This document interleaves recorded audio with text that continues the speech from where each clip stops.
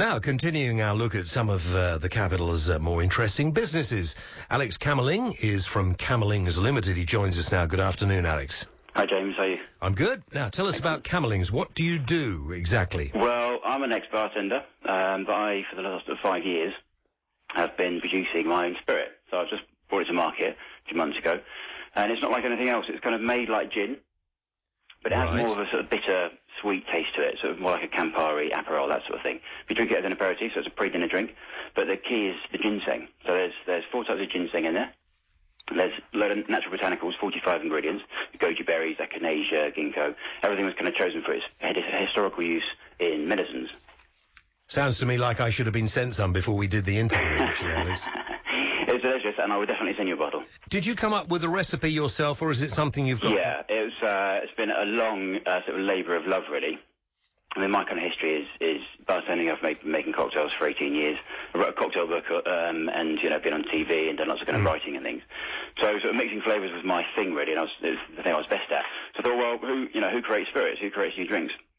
So I kind of put my thinking cap on and just started infusing natural botanicals in alcohol, and then kind of mixing them and just trying to create a recipe, which, you know, sort of you could drink it neat, or you can drink it mixed in cocktails. How alcoholic is it? 33%. Okay. So it's a little bit weaker than sort of gin and vodka.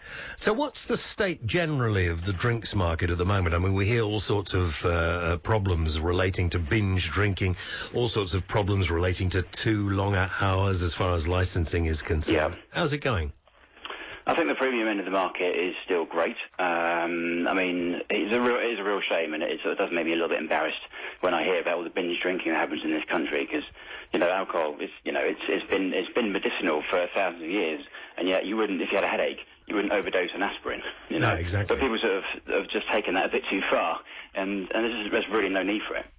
It's about quality drinks and sort of about moderation as well. That's how you enjoy alcohol, and so it does make me a little bit sad when I hear about it. But in terms of the kind of the market, still very buoyant, actually. I've got to say, I mean, you know, during a recession, it's the one thing that kind of stands up. Well, everyone still likes to go and have a drink, drown their sorrows. But, you know, it's certainly an interesting time. I'm trying to raise money at the moment. Quite an interesting time trying to raise finance. Tell me how people can find out more about Kammerling's. Have you got a website?